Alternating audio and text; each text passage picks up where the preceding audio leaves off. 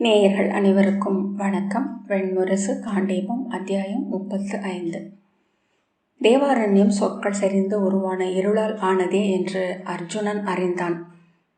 மண்ணில் பல்லாயிரம் நுண்ணுயிர்கள் எழுப்பிய ரீங்காரம், கிளைகளிலும் இலைகளிலும் செறிந்த பறவைகளின் ஓசையும், புதர்களை ஊடுருவி ஓடிய சிறு விலங்குகளின் சலசலப்பும், கிளை ஒடித்து மரம் விலக்கிச் செல்லும் களிறுகளின் காலடிகளும், புதர்களை துள்ளி கடக்கும் மான்களின் அமரலும், கொம்புகள் முட்டிக்கொள்ளும் காட்டெருமைகளின் முக்காரமும், முழ ஒலி எழுப்பும் கரடிகளும், குகைக்குள் உருமிய புலிகளும், கிளைகளை உலைத்து பாய்ந்தமைந்து குமுறிய மந்திகளும், இலைகளுக்கு மேல் எழுந்து வானில் சிறகடித்து கூவி அமைந்த புக்களும், இலை சொட்டி ஓலை மேல் விழும் தாளமும் கொண்டு ஒரே சமயம் 1000 உரையாடல்களை நிகழ்த்தி கொண்டிருந்தது அது. சொல் பெருகி சொல்லின்மையாகிச் செறிந்து நின்றது.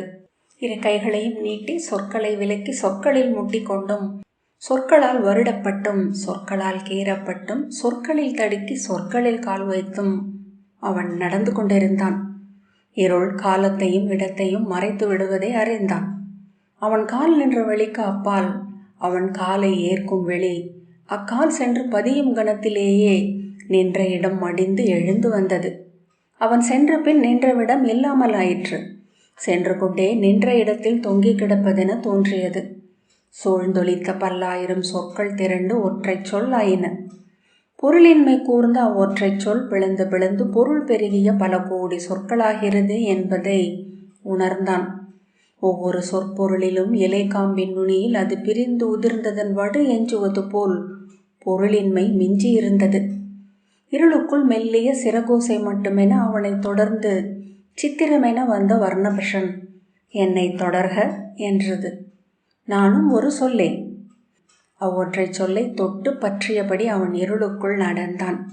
முடிவெளி வரை நீட்டி கட்டிய வலையின் ஒற்றை சரடு வழி செல்லும் சிறு சிலந்தியென. அச்சம் கொள்கிறாயா என்றது வர்ணபஷன். இல்லை என்றான். சிறு அச்சம் நன்று. இல்லையேல் உன் உடல் கொண்ட வடிவ எல்லைகள் கரைந்து இவ்விருளில் பரவி மறைந்து இருளாவாய் என்றது வர்ணபஷன். நான் ஐயம் கொண்டிருக்கிறேன் என்றான் அர்ஜுனன். சிறகடித்து சுழன்று வந்து அதுவும் நன்றே என்ற வர்ணபஷன். வருக, இது 3வது சுனை. இதை பௌலோமம் என்கிறார்கள். இங்கு சமீசி என்னும் தேவதை முதலை வடிவு கொண்டு வாழ்கிறாள். முதல் 2 சுனைகளிலும் தப்பி இங்கு எஞ்சும் உயிர்களை அவள் உண்கிறாள். கால் கொண்டவை முதற் சுனையில் மறைகின்றன. தாவி வருபவை 2ஆம் சுனையில் உயிர் துறக்கின்றன. இது பரந்தலைபோர்களுக்கான சுனை என்றது. அந்த இருளில் விழி புதைய இதன் இயல்பென்ன என்றான் அர்ஜுனன். இதை வியானம் என்கிறார்கள். இச்சுனையில் நிறைந்திருக்கும் நீர் இடையற்றது, ஆவி வடிவானது. இக்காடெங்கிலும் ஒவ்வொரு இலையிலும் பரவி குளிர்ந்து சொட்டி வெம்மையால் மீண்டும் ஆவியாகும் நீர் இங்கு வந்து சேர்கிறது. இங்கிருந்தபடியே இக்காடெங்கிலும் நிறைந்துள்ளது இது. ஒவ்வொரு மரத்தையும் ஒவ்வொரு தளிரையும் இச்சுனை அறியும் என்றது வர்ணபஷன். அர்ஜுனன் வியானத்தின் கரையை அடைந்ததை தன்மேல் வந்து பட்ட நீராவியிலிருந்து அறிந்தான். முதல் மழைக்கு முன் அறைகளுக்குள் வரும் வெம்மை கொண்ட காற்றென தோன்றியது. அவன் உடல் வியர்த்த ஆடை நனைய முதுகோடை வழியே வழிந்தது. உடல் குளிர்ந்து நடுங்கத் தொடங்கிய போது அந்த ஆவியும் மேலும் குளிர்ந்தது. பின்பு செவி மடல்களிலும் புருவங்களிலும் மூக்கு நுனியிலும் வியர்வை சொட்ட அருவியின் நீர் புழுதிப்பரப்பை கடந்து செல்வது போல அவன் அச்சுனையை அணுகினான். காற்றே நீரென்றாகி இருந்த போதிலும் தொண்டை விடாய் கொண்டு பரிதவித்தது. இனி நான் வருவதற்கில்லை, சிறகுகள் நனைந்து என்னை மண்ணில் வீழ்த்திவிடும் என்றது வர்ணபஷன். ஆம், நீ இங்கிரு என்றபடி அர்ஜுனன் முன்னால் நடந்தான். நீராவி செறிந்து முகில் என்றாயிற்று. 2 கைகளாலும் அதை கலைத்து முன் செல்ல பட்டுத்திரை என்றாயிற்று. கையை வீசி அம்பால் அதை கிழித்து முன் சென்றான். குளிர்ந்த பிசினென ஆயிற்று. அதில் புதைந்திறங்கி வியானத்தின் சேற்று பரப்பை அடைந்தான். விழி கூர்ந்த அந்த ஏரியின் நீர் விளிம்பை நோக்க முடிந்தது. மலைக்குவைக்குள் விழுந்து கிடக்கும் முகில் பிசுறு போல் தெரிந்தது. கால் எடுத்து வைத்து அதை அணுகி 2 கைகளாலும் அச்சுனை மேல் படர்ந்திருந்த ஆவி புகைப்படலத்தை விசிறி நகர்த்தினான். வியந்தபடி குனிந்து நீர் பரப்பை பார்த்தான். அள்ளி 2 கைகளிலும் கோரிய போது நீரின் தொடுகை உளதா இலதா என்று உளம் மையம் கொண்டது. மைந்தா, அதை விலக்கு என்று குந்தியின் குரலை அவன் கேட்டான்.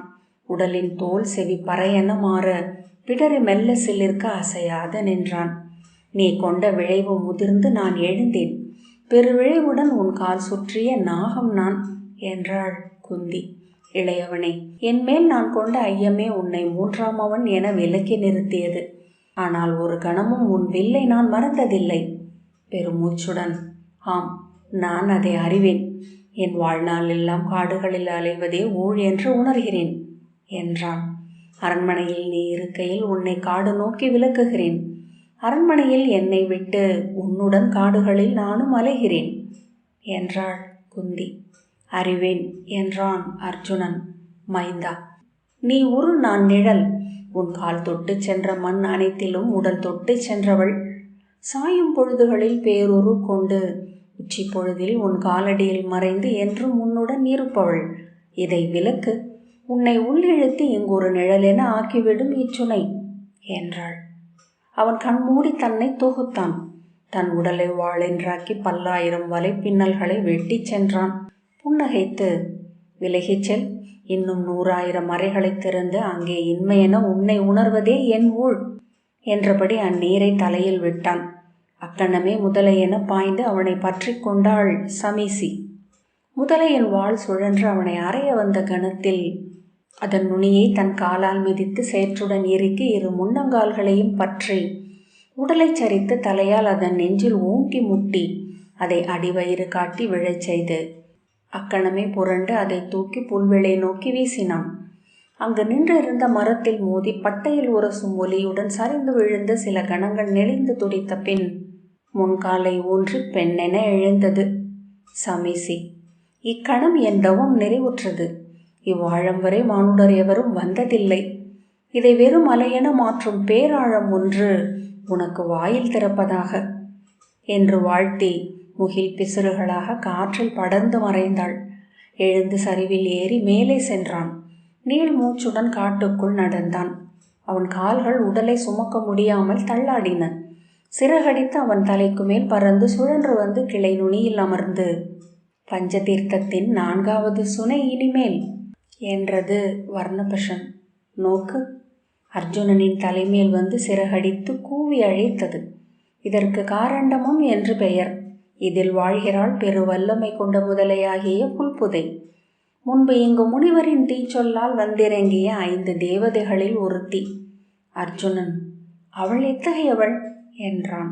இளைய பாண்டவனே, இனியவையும் சிறந்தவையும் மட்டும் செறிந்து உருவானவர்கள் தேவர்கள். ஆனால் தீச்சொல்லால் தலைகீழாக திருப்பப்பட்டு இவ்வண்ணம் உருக்கொள்கையில் அவ்வினிமையும் நன்மையும் அதே அளவு பேருரு கொண்ட தீமையாக மாறுகின்றன. ஒவ்வொன்றுக்கும் அடியில் அதன் இருண்ட புறம் ஒன்று உள்ளதே என்பர் என் குலத்து பாடகர்.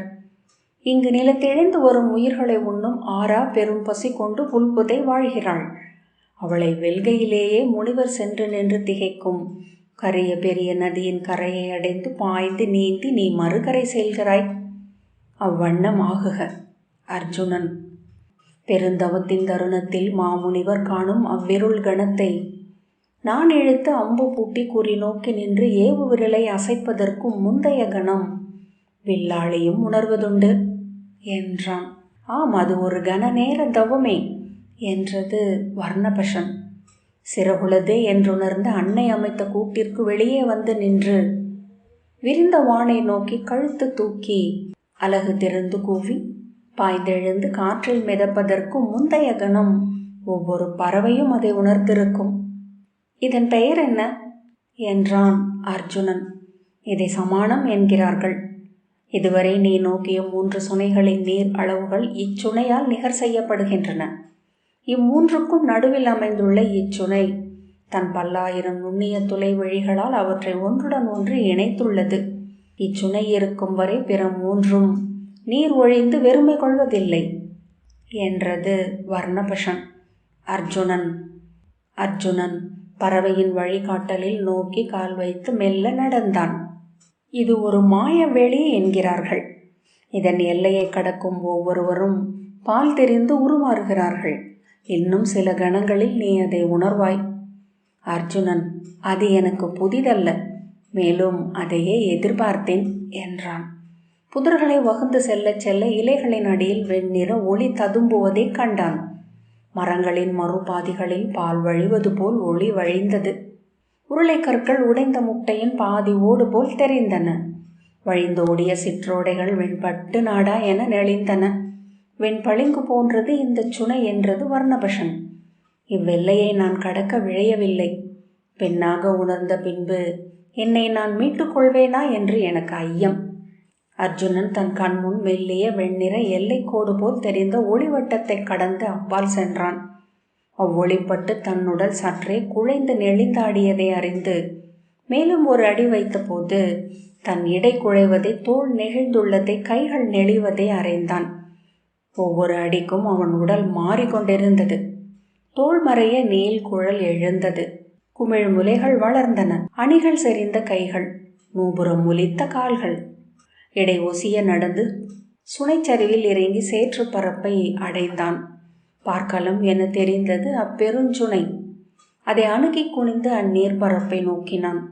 அதில் தெரிந்த முகம் எங்கோ அவன் கண்டதாக இருந்தது. முழங்காலில் கையூன்றி மேலும் குனிந்து நோக்குகையில் சிறு வியப்பொலியுடன் அம்முகத்தை அடையாளம் கண்டான். அது இளம் குந்தியின் முகம்.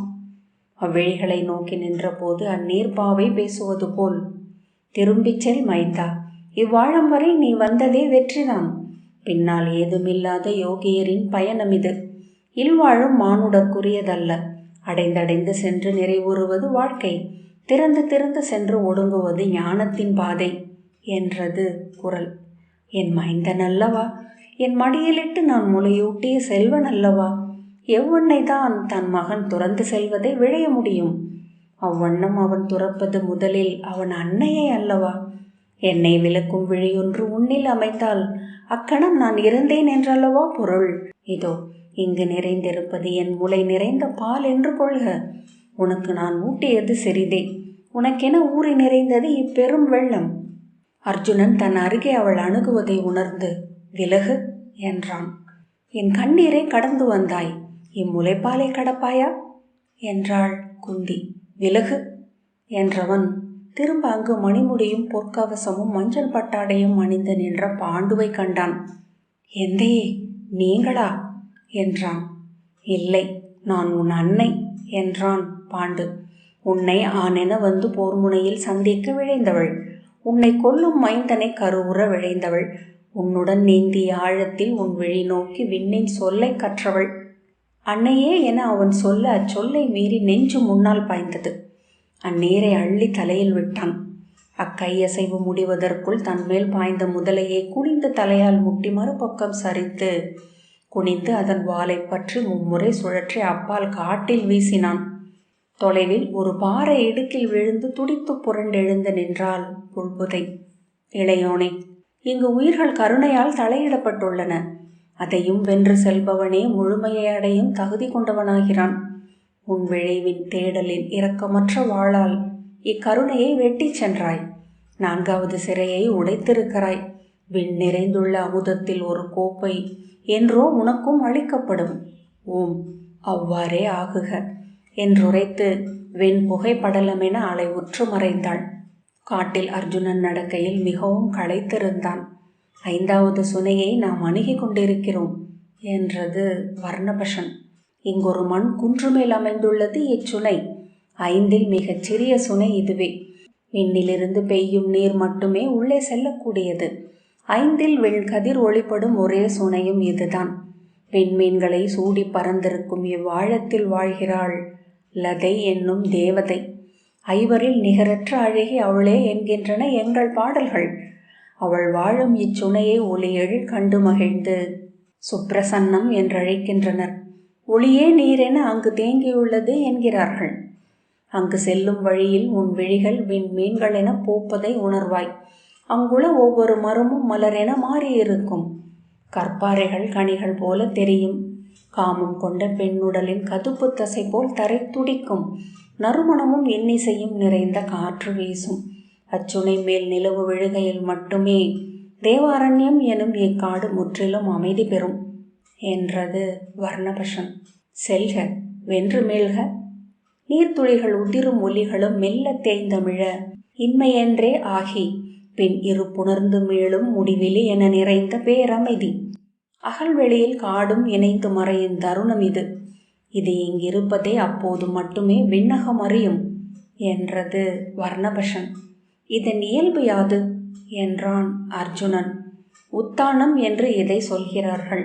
மண்ணில் உள்ள நீரை விண் உறிஞ்சி உண்கிறதே என்று அறிந்திருப்பாய். இக்காட்டில் ஊற்றென்றும் ஓடை என்றும் ஆவி என்றும் நீர்த்துளி என்றும் இளமழை என்றும் நிறைந்திருக்கும் நீரை வானம் அள்ளி எடுத்துக்கொள்வது இச்சுனையிலிருந்தே. புலரியில் கதிரவனின் முதல் கதிர்பட்டு ஒளி கொள்கிறது.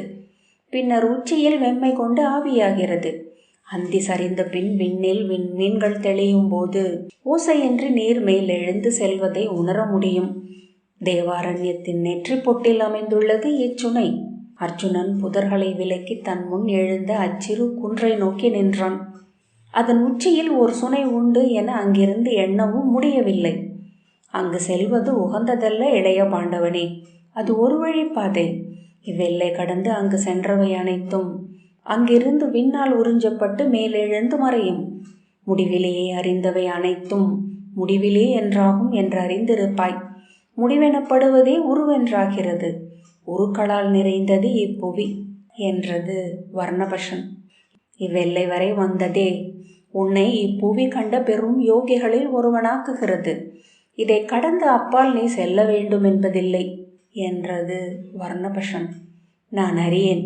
ஒரு கால் இதுவே நான் தேடி வந்ததாக இருக்கலாம். நான் தேடுவது இங்கே மறைந்து அழிவதே என்று கூட இருக்கலாம் என்ற அர்ஜுனன் அவ்வெல்லையை கடந்து சிறு குன்றின் மேலேறினான். வியத்தகு காட்சி ஒன்றை பின்னரே அவன் கண்டான். அக்கூம்பு வடிவ குன்றின் 4 திசைகளிலிருந்தும் காற்று மேல் நோக்கி எழுந்து கொண்டிருந்தது. மணலும் புழுதியும் மெல்ல மேல் நோக்கி ஒழுகி எழுந்தன. சற்று நடக்கையில் எழுவதா விழுவதா நிகழ்கிறதே என்று அவன் விழி மயங்கியது. அவன் அருகே வந்த வர்ணபஷன், இவ்வெல்லை கப்பால் கடக்க எனக்கு ஒப்புதல் இல்லை, வாழ்க என்று சொல்லி திரும்பி மறைந்தது. மேலே செல்ல செல்ல கால் தசையின் விசையின்றியே அவன் உடல் மேலே சென்று கொண்டிருந்தது. கண்காணா சரடொன்றால் கட்டி தூக்கப்படுவது போல் அவன் சென்று நின்ற முகடுக்கு நடுவே முழு வட்ட வடிவ சுனை ஒன்றிருந்தது. அதற்குள் ஒளி மட்டுமே நிறைந்திருந்தது. பின்னர் தான் அதை நீரென்று உணர்ந்தான். நீரென்று விழி நோக்குவது நீர் பாவைகளின் பரப்பையே என்று கற்றிருந்தான். எதையும் எதிரொலிக்காத நீர் இன்மையென்றே இருந்தது. சுனை விளிம்பில் மெல்ல நடந்திறங்கி மெல்ல நீர் விரிவை அடைந்தான். குனிந்து அதில் ஒரு கையை அள்ளினான். ஒளியை கையால் அள்ள முடியும் என்று கண்டு குழந்தைக்குரிய களியில் பொங்கியது அவன் உள்ளம். அருகே அவன் உள்ளத்தால் எதிர்நோக்கிய குந்தியின் உருவம் எழுந்தது. மைந்தா, வேண்டாம். இதை தொட்டபின் அங்கு யாதொன்றும் எப்பொருளும் கொள்வதில்லை. பொருள் அனைத்தையும் ஊடுருவி செல்லும் நோக்கு ஒருவனுக்கு இருக்கும் என்றால் பொருளென புவியில் எவை என்றும்? பொருள் என்பவை விழிக்கு அவை அளிக்கும் தடையாலானவை அல்லவா? விலகு என்று அவள் ஒலியின்றி சொன்னாள். உன் விளைவுக்கு நிகர் விளைவு கொண்டு எதிரே நிற்கும் ஆடிப்பாவை என என்னை நீ இதுவரை கண்டதில்லை என்றாள் குந்தி. அர்ஜுனனின் தோள்களும் கைகளும் நடுங்கின. சொல்லுக்கு சொல், தோளுக்கு தோள், வில்லுக்கு என் வில்லும் நிகர் நிற்கும். உன் அம்பின் கூர்முனையை என் அம்பு முனை சந்திக்கும். அவன் மெல்லிய குரலில் விலகு என்றான். மீண்டும் தன் உள்ளத்தின் அடியாழத்தில் எங்கோ சொன்னான், விலகு விலகு விலகு என்று. அவன் ஆழத்தின் 1000 குகைகள் அச்சொல்லை எதிரொலித்தன. ஒரு கணத்தின் 10,000 கோடியில் ஒன்றென ஆகிய தேவகணத்தால் மட்டுமே நீ என்னை வெல்ல முடியும். உன் அம்பு நுனியின் புள்ளியில் அமைந்த மாநகரத்தின் நடுவே அமைந்த மாளிகையின் குவை முகடின் உச்சி கொடிமர நுனியில் பறக்கும் ஒரு கொடி, அதுவே உன் அறிதல் என இருக்கக்கூடும். எங்கு அதை தொட்ட பின் அதை அறிய நீ மீள்வதில்லை என்றாள் குந்தி. விலகு என்றான் அர்ஜுனன். அவன் மேல் கவிந்திருந்த வானம் 10,000 இடி முழக்கங்களை எதிரொலித்தது. மூடா, ஒன்றை விட்டுவிட்டு இங்கு வந்துள்ளாய், திரும்பு, அதை அடைந்து மீள் என்றாள் குந்தி. அர்ஜுனன் எதை என்று எண்ணிய கணமே அறியாது அவன் விழி திரும்பி அந்நீர்வெளியை நோக்கியது. அதில் ஒரு பெண்முகம் எழுந்து புன்னகைக்க கண்டான். அவன் கையிலிருந்த நீர் மீண்டும் அச்சுனையில் விழுந்ததுமே முதலை என்று உருமாறி லதை அவன் மேல் பாய்ந்தாள். பயின்று தேர்ந்த உடலால் அவளை விலக்கி அவளை நிலையழிந்து மறுபக்கம் சென்று விழச் செய்தான். பாய்ந்து அவள் மேல் விழுந்து இரு கால்களாலும் கைகளாலும் அவளை பற்றி கொண்டான். அவள் வால் அலைந்து துடிக்க எம்பி விழுந்து துள்ள தன் புய வல்லமையால் அவளை பற்றி 12 முறை புரண்டு சுனை எல்லைக்கு வெளியே வந்து மறுபக்க சரிவில் உருட்டி வீசினான். புழுதியில் விழுந்து உருண்டுருண்டு சென்று நிலையழிந்து மூழ்கி நின்று மேலெழுந்து வந்த புழுதியால் உடல் மூடப்பட்டு கிடந்த லதை தன்னுரு மீண்டு அப்புழுதிக்குள் மண் சிலை என பெண் உடல் அமைந்து அவனை நோக்கினாள். மீள்க, நீ வென்று வர இன்னும் ஒரு களம் உள்ளது. இச்சுனை உனக்கென காத்திருக்கும் என்றாள். அர்ஜுனன், அவள் யார் என்றான். அவள் பெயர் சுபத்ரை என்றாள் லதை. அர்ஜுனன் நீள் மூச்சுடன் ஆகுக என்றான். புழுதி என கலைந்து பரவி லதை விண்மீண்டாள். அர்ஜுனன் தோளில் சிறகடித்து வந்தமர்ந்து மீள்க என்றது வர்ணபஷன். காண்டீபம் 35வது அத்தியாயம் இத்துடன் நிறைவு பெற்றது. நன்றி.